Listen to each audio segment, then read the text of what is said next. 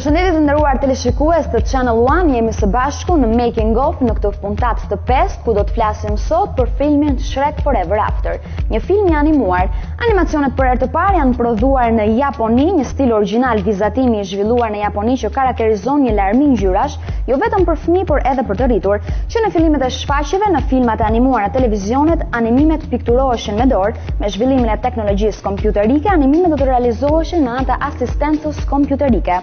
Për sa i përket në Shqipëri, shumica e serialeve të animuar dhe filmave në Shqipëri janë transmetuar për herë të parë nga mediat italiane, por me titra shqip, ndërsa më pas me anë të digitalizimit kanë ardhur dhe filmat në Shqipëri të titruara shqip dhe të dubluara sërish në shqip.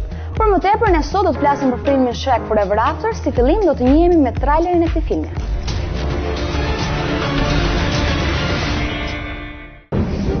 I gotta say, Shrek, I envy you. No worries, no responsibilities. Oh, that's a laugh. Sometimes I wish I had just one day to feel like a real ogre again. Well, why didn't you say so? Magical transactions are my specialty. All right, what's the catch? You gotta give a day to get a day. That's all. Just sign it. And by the time this day is up, you are gonna feel like a changed ogre.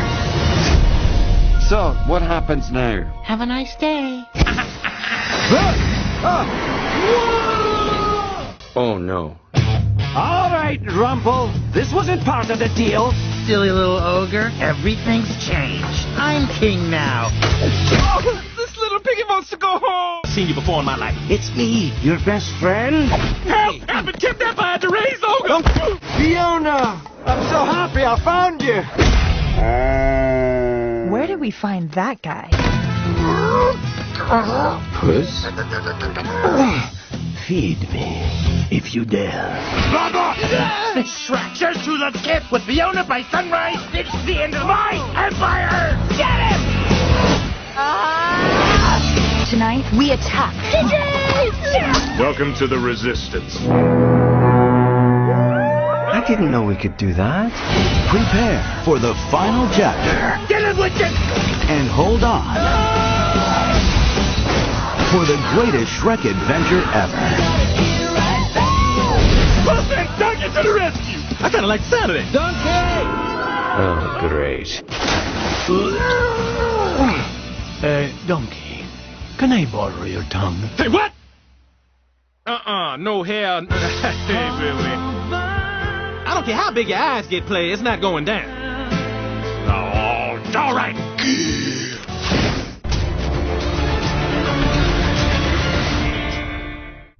Si që njohëm dhe me trailerin e filmit, historia e Shrek Forever After bën fjalë për Shrekun tashmë të mërzitur me jetën familjare dhe bën një marrëveshje me Rumpeltilskun për të rikthyer sërish në jetën e tij të mëparshme.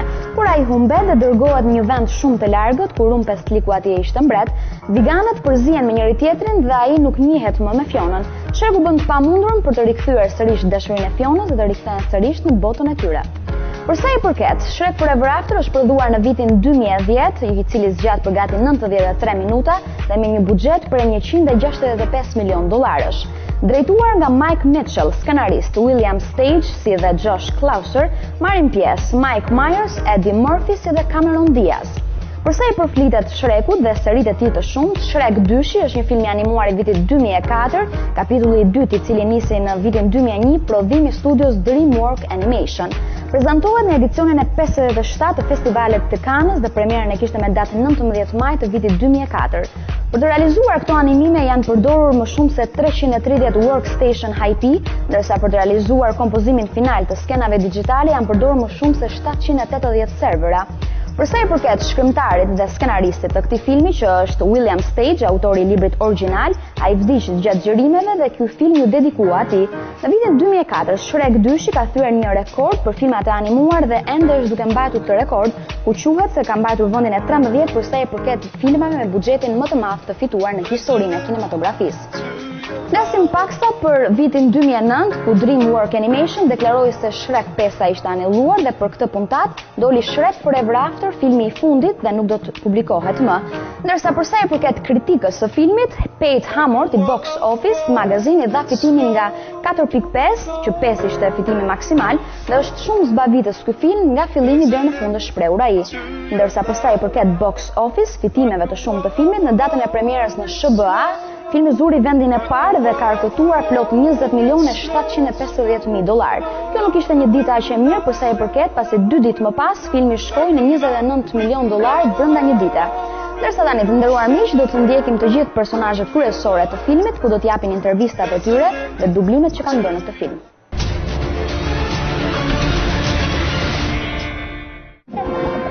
And Shrek kissed the princess. She turned into a beautiful ogre, and they lived happily Ever. After. And I thought the Waffle Fairy was just a bedtime story. Donkey, don't eat that.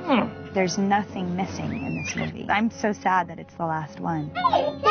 Shrek is going through his happily ever after phase. He's done everything that he wanted to do. He has a beautiful wife and children. Ladies! Yeah. Winter, spring, summer, or fall. All you got to do is fall. And 3 babies is a lot of work. Better out than in. He's at this phase in his life where he's kind of going, am I the ogre I used to be? I used to be an ogre. Now I'm just a jolly green joke. Rumpelstiltskin comes in and offers him a deal. Magical transactions are my specialty. Come on. Oh, great. Next to mimes, magicians are my favorite people. Ogre for a day. Huh? You signed it. So, tell me, what happens now? Have a nice day. Rumpelstiltskin takes away the day that Shrek is born out of the history of Far, Far Away. It's Shrek, your best friend? Oh! Please eat my face last, and send my hooves to my mama. In this alternate reality, Do I know you? I've never seen you before in my life. Scott? my name is Shrek, actually. Fiona has changed. She's now unbelievably tough. I'm so happy I found you. And Shrek uses all of his ogre charm to try and explain that he is her true love. And a quick kiss goodbye. Ow! Yeah, exactly. We come here and just basically what we do is just to have fun. I mean, it's fantastic. Have all the cream I can drink and all the mice I can chase. I'll get him later. It's just a little edgier than the other Shrek movies, and I love Rumpelstiltskin. I'm king now. Wolfie, my angry wig. We thought, wouldn't it be fun to just get a little ratty, nasty man as a villain? And we thought Rumpelstiltskin, he's a deal maker, and he's so devious, and he's always trying to trick people. Just sign it, and all your problems will disappear. I love it. Love it. Mike and I started playing around with the voice just to use for the scratch track, and it just started to stick. And I heard his name, and I was like, ooh, who the hell is that? Rumpelstiltskin! Then when I saw the movie, I was like, who the hell was that? And he's my favorite character in the picture. Fate has delivered us a comrade in arms, and for that we are thankful. Shoot him! It's the first time, outside of Shrek and Fiona, we get to meet other ogres. We have Brogan, who's the dashing and charming, handsome John Hamm. I've got to say, Shrek! Don't be a fool, mule. He's right. Rumpel's palace is locked up tighter than old Mother Hubbard's cupboard. Brogan is significantly bigger than Shrek, and Brogan is almost the sort of big brother type. More brawn than brains, and it fits all right on me. The very funny Craig Robinson plays Cookie, and he's in charge of feeding the ogre army. What's this? That's my chimichanga stand. We won't be needing that. Trust me, Fiona, you all are going to be really hungry after this ambush, okay? Chimichangas can be more than just a delicious treat, yes. Yeah! I have loved doing Shrek. I love the character. I love Donkey and Puss in Boots and all the characters I miss when I'm not doing it. Fiona?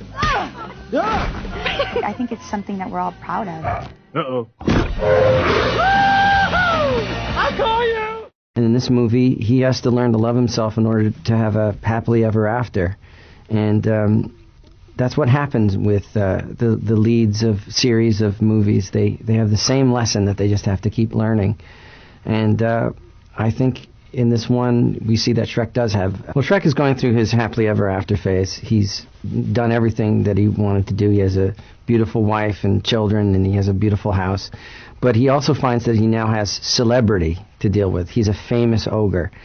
And he's at this phase in his life where he's kind of going, am I the ogre I used to be? And he kind of feels like all of his fangs and his essence of being a scary, gruff ogre have been taken away from him by celebrity.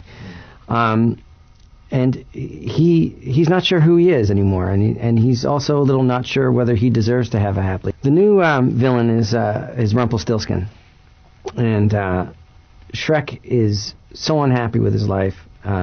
Rumpelstiltskin comes in and offers him an unholy deal that he'll allow him to feel like he's the ogre of old times before, now that he's a celebrity and he's a dad and he's living sort of a suburban life. He feels that ogre gruffness and edge has been taken away from him. In this alternate reality, the characters have gone through a change and things have happened. Shrek comes across Puss in Boots, who is now a kept cat, and he's gotten... Mike is great. He's... what I love...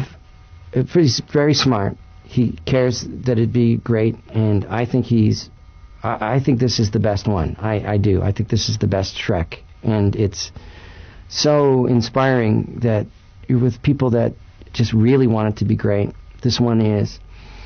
He's funny, and he's very generous with his laughter, and it just inspires you on to just do better for him, you know. And it's just amazing between Mike and Jeffrey and the whole team. Not only is the animation better, but the story, everything is better. They just constantly improve, and that's very inspiring. You know what? I like that it was a little edgier than the other Shrek movies. It still has all the heart and sweetness, and I think what really holds the movies together is the relationship between Shrek and Fiona, and that you connect emotionally. That you connect emotionally with those two characters. So it still has all of that sweetness. It's just a little edgier than the other Shrek movies, and I love Rumpelstiltskin. After the movie, I was just going on. I was like, who played Rumpelstiltskin? Because earlier we were supposed to have this really big movie star who and we won't say their name, but he was supposed to be playing Rumpelstiltskin. I was like, so so-and-so's Rumpelstiltskin? And they go, no, we got this so-and-so, and I heard his name, and I was like, who the hell is that? And then when I saw the movie, I was like, who the hell was that? And he's my favorite character in the picture. He really did a great job. Well, what happens is he makes this deal with Shrek that's kind of like he takes one of Shrek's, he just wants one of Shrek's one day from his life, and Shrek gives him that day from his life, but he gives him the first day he was born, and so Shrek gets to see what the world would be like if he never existed. In the world that he meets Shrek in, he's just a typical beast of burden who's being subjected to to these witches' tyranny. They're like making him drag him, pull a donkey like any donkey would have to. He's got to pull the wagon, but because he can talk, they're whipping him and making him sing, and he's in donkey hell.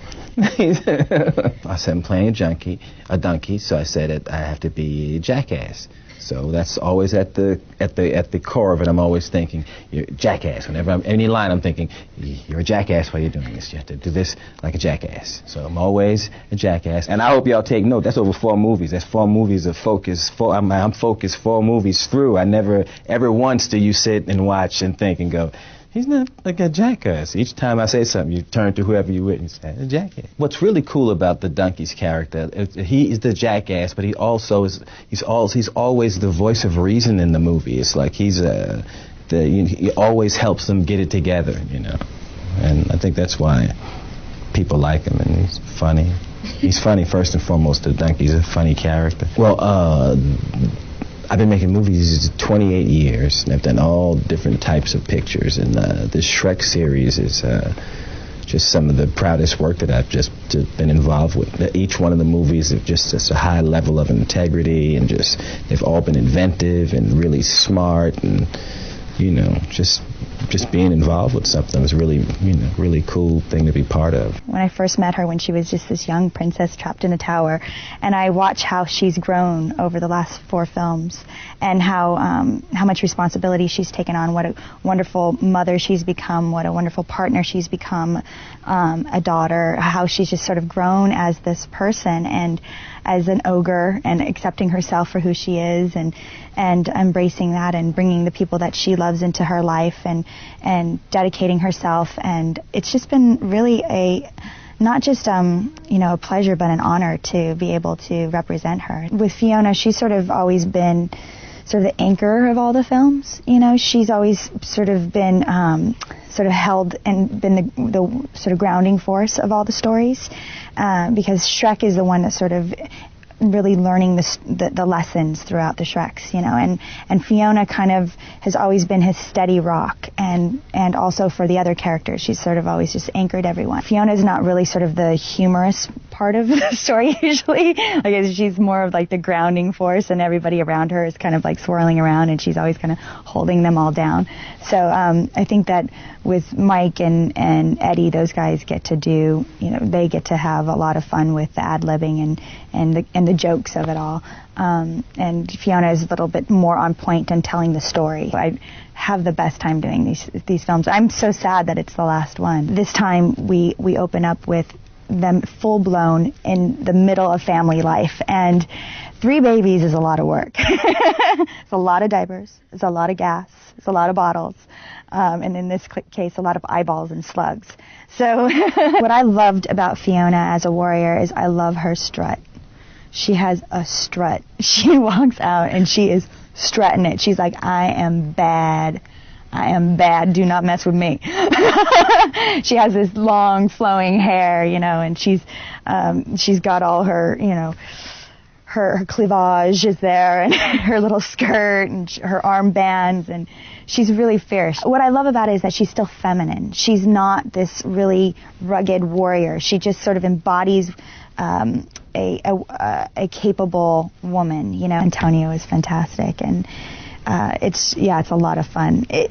Puss is always going to be one of those great characters, no matter if he's, his belly hangs over his belt line a little bit, or his boot line. I mean, it's fantastic. It's in a way, once you have done it, and you get familiar with your character, and basically also with the system in which you are working, is not only fun but easy in a way. It's almost embarrassing because we come here and just basically what we do is just to have fun, and then you can see actually the process of the movie, which is not something totally closed from the beginning. It's very open for the creative people and for ourselves, just to see how the movie is developing in different directions and going to different places. So it's a very creative process. It's very simple. He's just fat and very, very lazy guy, and he doesn't want to work out. He doesn't have that kind of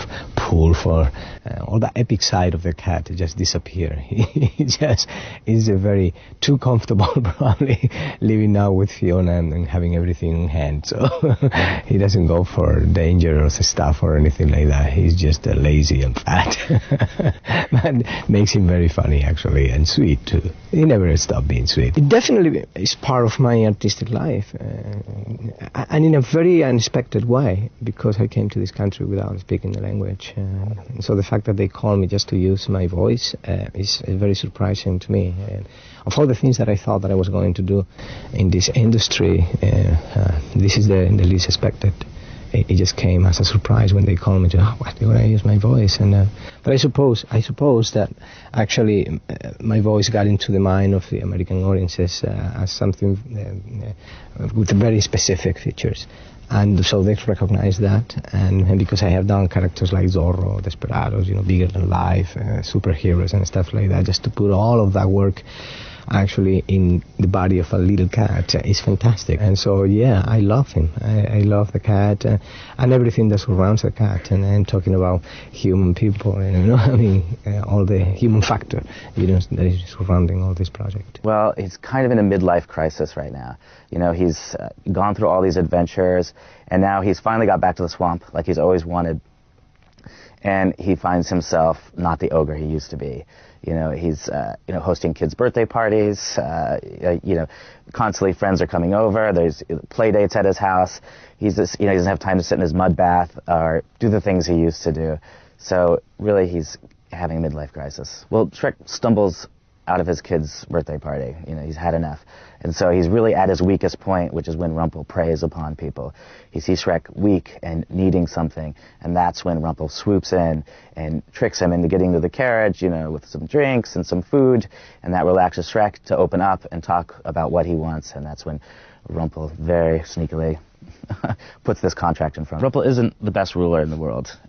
He doesn't really care about his, you know, the citizens that live outside the palace or the citizens of far, far away. It's become all run down, but his palace is incredibly opulent, and it's a little. He has kind of bad taste, so it goes a little over the top. You know, and everything's about him, and of course his lovely Fifi. Oh yes, I mean, he's always treated her well. You know, he's always considered himself Fifi's daddy, and he's make sure, you know, she gets groomed by the pigs, or they groom Fifi, and you know, she always has a little cushion, her own private cushion, where in every room, and she's actually really, really scary. Well, the opportunity to be a part of this particular franchise is amazing. I mean, I when it first sort of came my way, I was thrilled to be a part of it. I was a big fan of all of the previous incarnations of this, and what I learned about what the story was going to be, it sounded like another really cool sort of iteration of this world and this story and these characters that we really have come to love. And Brogan is a sort of a new guy in an alternative reality from the previous versions of Shrek, and so it was an opportunity to kind of start something all brand new that we haven't seen before. It's not just the voice or the actor that they hire, but you know, there's all the animators, and there's various versions that have to be approved of different versions of what the character looks like, and they're trying to figure that out and match it as well as they can to what the voice actor brings to it. So it was a cool process to be a part of. When I got the call that they were interested in me for Shrek 4, yeah, it was an instant, automatic yes. Wasn't even hesitation. They are the resistance, and the alternate universe that Shrek has entered by being born. This ogres are hunted by Rumpelstiltskin's witches, and so the ogres have found themselves in building a camp, and they hide from, you know, public view so that they can't get captured. And so the resistance pops up, led by Fiona, and it's very, you know, it's dark, and they're in the forest, and it's very very exciting to see this edgy Shrek, you know, this edgy darkness come out and still be light and humorous. It's dope. In the ogre camp, you might recognize the voices of John Hamm and Jane Lynch. John Hamm plays Brogan, the big, strong ogre who was like, wait, why isn't he with Fiona? But, of course, you know, he's not her true love. What you gonna do? And then you have Jane Lynch, who plays Gretchen. And she's, you know, kind of around like Cookie's homie, and they all hang out together, and, you know, they're in the special meeting when Fiona calls them to the war room. Well, the witches are not the nicest people. That's why they're witches. You know, and that's what disturbs me, that this could possibly be typecasting here. And they're out to, their job is, you know, they work for Rumpelstiltskin, and their job is to bring in the ogre. I've always been a fan of the Shrek movies. You know, it's the humor is wonderful, the way that they take the fairy tales and turn them upside down, and the fairy tale characters. But it's the heart of the movies that get to me. You know, they're wonderful stories about love and friendship, and those are lessons that are important for kids to learn, but resonate with adults as well. I've never left a Shrek movie without crying. Laughing a lot, but also always had a tear in my eye.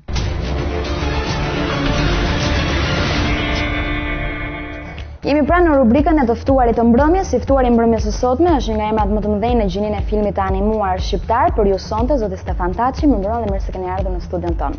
Mirë se u gjej. Zoti TAÇI, për shumë vite keni realizuar shumë filma të animuar, si dhe keni marrë pjesë në shumë evente ndërkombëtare, por për herë të fundit para publikut erdhët me Ndër labirinthet e animacionit, ekspozitën tuaj. Çfarë mund na thuash për këtë, si erdhi për publikun shqiptar? Sfari duke frendruar ftesën, do thoya që si unë ka dhe emra të tjerë të mëdhenj. Hym në atë pjesë të artistëve që ne gjetëm një brez para nesh që kishin filluar animacion që në vitet e 74. Kështu që në kohën tonë është thjesht munduam të japim maksimumin e mundshëm për të sjellë sa më tepër risi të reja, për dhënë, po themi, atë vrullin tonë rinor mbas ardhes përfundimet të shkollës, erdhën në kinostudio. Kështu që ideja ka qenë për të ekspozit pikërisht kjo, që t'jap atë përvojë të gjatë që ne kishim, që e gjetëm kinostudio, që e sollëm ne dhe qofse kemi bërë diçka të mirë, këtë pastaj edhe publiku do ta thotë më vonë ose edhe vetë ajo pjesa që do merret me studimin e filmit, por ne u munduam të bëjmë më të mirë dhe në këtë ekspozitë thash të sjell eksperiencën e 20 vjeçare që unë kisha në fushën e animacionit. Gjithë vitet punit kemi pasuruar në këtë ekspozitë. Po, sepse një pjesë e madhe e publikut të nuk e njeh, një pjesë e ka harruar ndoshta për t'ia ofruar publikut qoftë në moshë që pak a shumë ai brezishme ne, qoftë më të ri, siç janë në studentë e artës, në studentë e shkollat të filmit, të njihin këtë lloj teknike shumë të dashur që shpesh quhet edhe gabimisht vetëm për fëmijë, por faktikisht është një gjini arti e cila ju vlen të gjithë dhe mund të jetë mesazhe, po. Kjo është ideja me pak fjalë. Për sa i përket filmave të animuar në Shqipëri, realizimi i tyre, prapa skenat. Por vështirësitë kanë qenë shumë të mëdha. Unë siç edhe kam thënë gjatë ditëve të ekspozitës, ka qenë një hyrje e detyruar në kinostudio, unë nuk e prisja një emrin të tillë. Megjithatë, po e shprehur në shumë intervista të tjera, dhe megjithatë u kthy në një pjesë shumë të dashur të krimtarisime. Dhe vështirësitë janë që në fillim, duke u munduar të kuptoj se si lëvizin imazhet, si lëvizin në figurat, nga eksperjenca e miqve, siç thashë atyre kolegëve që aty i gjet. Ideja ishte që t'jap këtë vështirësi të bërjes filmit, që shumë veta nuk e din. Shpesh ka gjëra nga më të papriturat, efekte, ngjarje që na ndodhin, që ka edhe pjesën humoristike, pjesën dramatike. Po në shumë filma ndodhin që po themi ta marr që nga filmi i parë që kishim veza e rrallë, që një film me balt, të cilën baltën nuk kishin atë kohë. Teselin vajte me gjetëm në luzë, na duhet një baltë të ngrohtë, vajtëm me një ekskavator për të gërmuar në fshatrat në luzët, për gjetur një baltë aty, një argjil që edhe na ndihmonte, ishte shumë në plastike, ngjyrë shumë e ngrohtë për ta punuar. Më vonë vështirësi tjera gjatë filmit ka qenë për shkak me objekte reale, për shkak në momentin që kam xhiruar filmin gjëra që nuk ndryshojnë, ku ka mollë dhe thika, mollët gjatë kohës së xhirimeve thashin. Duhet të dilen në treg të gjetë disa mollë që janë të ngjashme ato që në xhirim për të zëvendësuar gjatë kohës së xhiroheshin.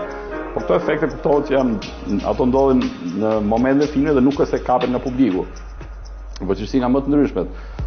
Në momentin e xhirimit të filmit, po themi lëfov, ka qenë një moment i duhur një skenë nudo me xhirosh me një vajzë dhe nuk arrim që ta gjejmë. Një miku ynë aktor na gjeti një shoqë të vetën dhe mbas shumë lutjeve erdhi dhe bëmi xhirim sepse shumë aktorë të reja nuk pranonin ta luajnë atë skenë. Domos në ato kohë? Po jo, nuk që shumë e largët, bëhet fjalë për shivon, 2003 ka qenë filmi dhe ishte një asu nuk e prisja që të gjithashtë para një momenti kaq vështirë që mos gjej një vajzë të re për të luajtur një skenë nude.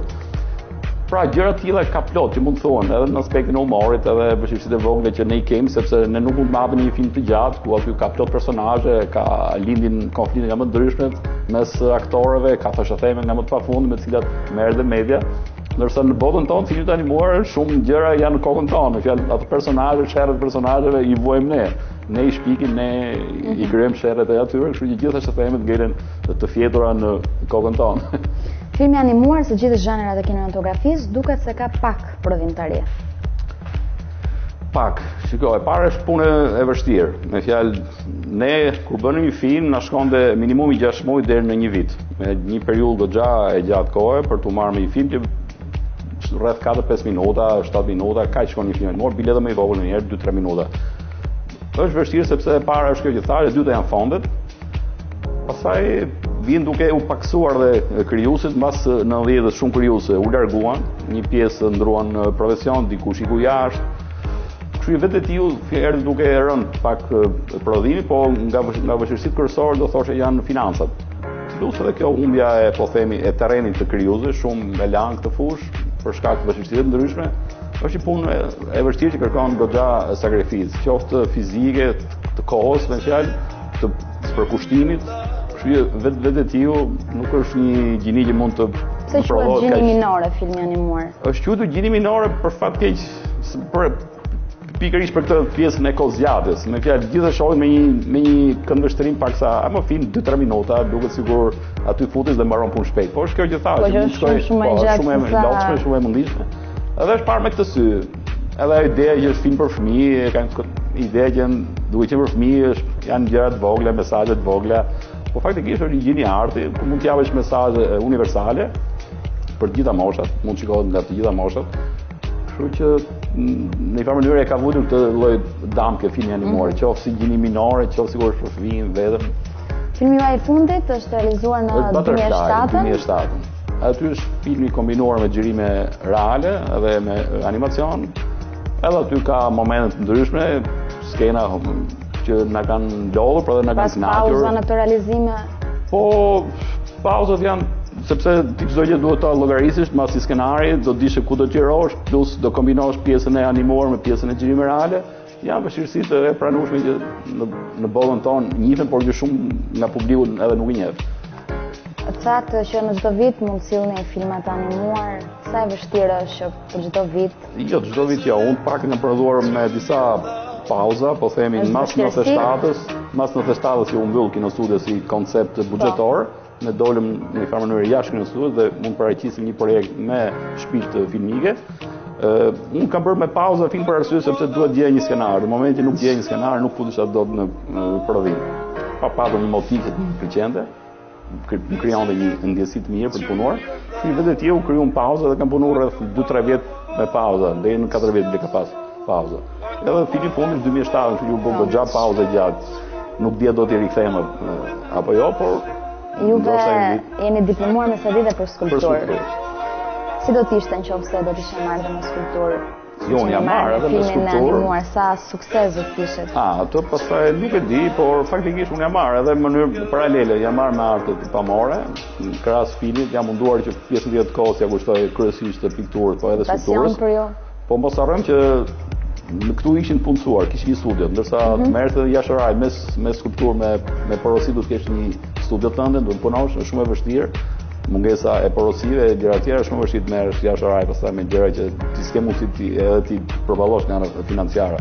Por mund të them që kam realizuar një bustë bronzë, është doktor Ndrogji në sanatorium, kështu që kam bërë aty diçka, nuk është se e kam lënë fare vakum atë fushë. Mes këtyre tre gjenive në art, ku ndiheni më mirë? Po në tre gjenit them se ndihem mirë, mund do të jam maksimumin. Më shumë të animet? Jo, më shumë po themi i vlerësuar kam qenë në film animor sepse kanë qenë në tillë forma e vlerësimit nëpërmjet festivaleve, qoftë këtu, qoftë jashtë. Në fushën e arteve pamore vazhdimisht kam marrë pjesë për ekspozita, mundohem të jem aktiv edhe me ekspozita personale. Kështu që nuk shoh një ndarje, i shoh të treja si fusha ku mund të shprehem fare mirë dhe në moment që kam një fushë të caktuar, në një moment caktuar me filmin, mundohem që të jap maksimumin. Në moment që hidhem te piktura, skulptura, edhe aty mundohem të jap maksimumin. Po pjesëmarrja juaj në vendet ndërkombëtare? Po kryesisht festivalet e filmit kanë qenë mjaft interesante. Ftesat na vinin nga shumë festivale, por ne nuk shohim të gjitha për arsye edhe të financave, sepse disa festivale na përkranin, na çonin dhe fondet për rrugët, për dietat, disa tjera nuk e merrin përsipër, kështu që shumë e vështirë të shkosh me para tona xhepit jashtë një festival për t'i ndjekur. Po kanë qenë festivalet, kanë filluar që në 89-ën, para shëmbjes së sistemit. Paktën filmi ka shkuar që në 89-ën. Më vonë kemi shkuar prapë në Francë, në 96, në 2001, në Greqi, në drama, në festivale tjera filmi ka shkuar, po jo, unë thjesht kemi dërguar filmin në Brazil, në Japoni, në Beograd, në Sloveni, ka qenë në disa festivale. Në një projekt juaj i ardhshëm për ndonjë film të animuar? E vështirë, siç thash, filmi i fundit ka qenë 2007-ën. Shpresoj, por nuk kam, nuk është se kam diçka mangut, i kam mbyll to pengjet. Në fushën animacion jam munduar të jap maksimumin në disa teknika, kam sjell disa risi, besoj, kështu që në një peng të madh nuk kam. Mund ta quhet si kapitull të mbyllur, po gjithsesi gjithmonë lehet një derë hapur. Ju personalisht do i sugjeroni fëmijëve tuaj, miqve tuaj, profesionin tuaj për filmat e animuar?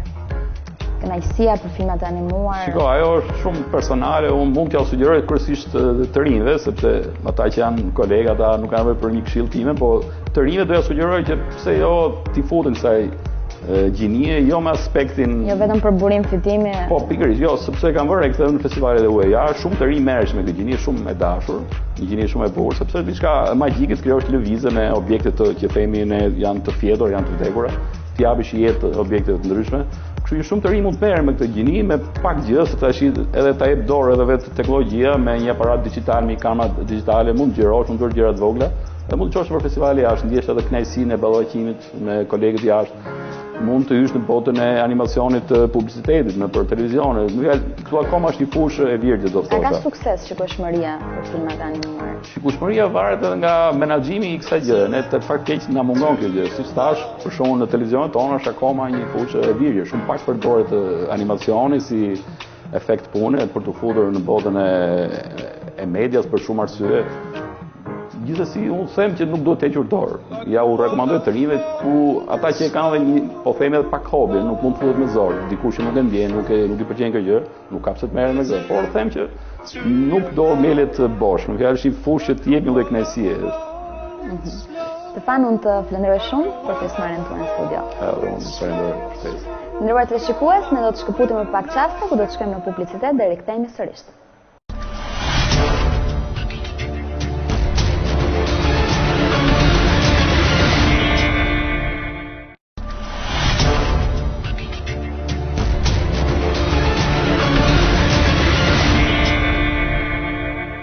Ja kur rikthehemi sërish në studio pas publicitetit, jemi në rubrikën tonë Kinemaja autorit. Regjizori që kemi përzgjedhur për mbrëmjen e sotme është Robert Bresson. Ndjekim gjithçka për të dhe rikthehemi në studio.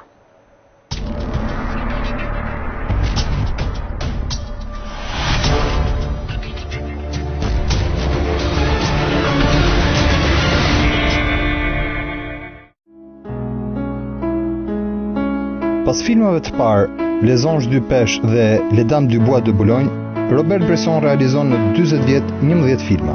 Le journal d'une courée de campagne, Un condamné à mort s'est échappé, Pickpocket, Au hasard Balthazar, Mouchette, 4 nuits d'une rêveur, Lancelot du lac, L'argent. Filmat e tij shpalosin vizionin e tij individualist mbi botën. Shpesh filmat e tij ndërtohen mbi letra, ditare, thënie historike ose një aksion i zhvilluar jashtë planit. E megjithatë në veprat e tij nuk ka asgjë të veçantë letrare. Filmat janë shembull i perfekt i estetikës së kameras pilot të Astruk dhe marrin si pretekst tekstin për tregime filmike. Bresson kundërvë kinematografinë me kineman, që do të thotë regjinë e zakonshme e cila zgjidh problemin, me teatrin e filmuar. Vëmendja e Bresson përqendrohet në persona sensibël që luftojnë për të mbijetuar në një botë të egër, dhe gjithë filmat e viteve 40 shpalosin intriga hakmarrjeje kundrejt viktimave të pafajshme. Me filmin Le Journal d'une courée de campagne, vepra e tij hyn në një fazë ku imazhet e thata ndërthuren me aktrimin e thellë. Në këto vepra vuajtja merr një lloj shpagimi. Protagonisti i Le Journal d'une courée de campagne vdes duke kuptuar që gjithçka është falje. Tek filmi Un condamné à mort s'est échappé, Fontaine aratiset nga burgu nazist me ndihmën e shokut Qelis. Protagonisti i Pickpocket, pasi është joshur nga krimi, mëson dhe pranon dashurinë e një femre. Në mesin e viteve 60, filmat e Bresson bëhen më pesimist. Publiku që e kishte etiketuar si një regjizor katolik e priti me habi mënyrën se si e i solli në vëmendje probleme praktike dhe seksuale të të rinjve të shoqërisë moderne, duke i vënë personazhet në dëshpërim dhe deri në vetvrasje. Tek filmi Au hasard Balthazar, Maria vdes pasi e ka ngrabitur dhe rrahur. Në filmat Mouchette dhe protagonistët e filmit Une femme douce dhe Le diable probablement vriten. Tek filmi L'argent, zotrimi i pavetdijshëm i një bankonote false e çon protagonistin e ri në burg dhe e shtyn të kryejë një krim. Tashmë vlerat e kryshtera nuk përbëjnë asnjë lehtësim. Edhe kërkimi i Gralit të filmit Lancelot du lac dështon dhe kalorësia kthehet në një grumbull armaturash të gjakosur. Është e vështirë të kuptosh personazhet e tij pasi zakonisht ata ekzaminohen nga jashtë. Aktorët janë shpesh jo aktor ose aktor diletant, statik, të qetë gati të mbinatyrshëm dhe ndërpresin heshtjen vetëm me një fjalë ose me një gjest. Në këtë lloj kinemaje një ngritur e syve bëhet një ngjarje, domethënse, dhe përbën kyçin e skenës. Shpesh aktorët xhirohen me shpatulla ose në plan të parë duke fragmentarizuar trupat. Edhe bota e personazheve është esenciale. Pas filmit Le Journal d'une courée de campagne, Bresson heq dorë nga planet e gjatë. Tërësia hapësinore reduktohet në porcione të vogla të saj dhe planet qepen me shikimet e personazheve. Shpeshherë lëvizjet e kamerës në plane të afërta na sugjerojnë aksionin duke përqendruar te detaj. Tek filmi Mouchette, Bresson tërheq vëmendjen mbi hapet e shpërqendruar të protagonistës duke evituar shfaqjen e fytyrës. Bresson nuk ka nevojë të na tregojë shkollën në plan të madh, sepse ambienti na jepet me zinën dhe gumzhimat e nxënësve. Çdo herë që mund të suvendësoj një imazh me një zhurmë, e bëj, thot Bresson. Duke na fokusuar në një sfond pa zhurmë, çdo objekt në një film të Bressonit merr një shije akustike personale. Nga fërkimi të lajës së krevatit te qelia e Fontaine, ai kalon te kërcitja e armaturave te Lancelot du lac. Thepollitja e gomarit në filmin O Azar Baltazar. Zhurma jashtë planit shërben për të përshkruar një ambient ose të na sugjerojë një temë për të lidhur skena të tjera. Këto gjeste, aktorë dhe detaje enigmatike lidhen me imazhe që mund të jenë të egra por asnjëherë monotone. Filmat e tij me ngjyra përmbajnë efekte të gjallë të realizuar me mjete të thjeshta. Armatura e një kalorësi ngrihet në piedestal nga shkëlqimi, ndërsa kutia e postës në një zyrë burgu ndriçohet me një blu vibruese. Duke u nisur nga filmi Pickpocket dhe veçanërisht nga filmi O Azar Baltazar, i lihet imagjinatës së spektatorit kaq shumë hapësirë saqë ngjarjet bëhen të vakta. Nuk shpjegoj kurrë asgjë siç bëhet në teatr, thot Bresson. Ajo çka jep filmave të Bressonit një ndjenjë progresiviteti janë rutina e përditshme, rikthimi në të njëjtin ambient dhe përballjet. Me përjashtim të protagonistëve, spektatori dyshon se rastësia e aksionit është pjesë e një cikli ngjarjesh të drejtuar nga Zoti, nga fakti ose nga një forcë e panjohur.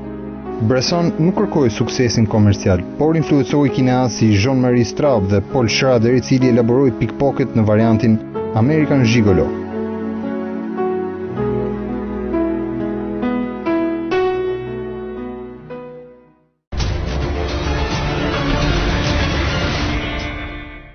Të nderuar teleshikues të Channel One, kjo ka qenë gjithçka që kishim përgatitur dhe për filmin e animuar Shrek Forever After. Unë ju falenderoj për vëmendjen tuaj, bashkë natën e mirë.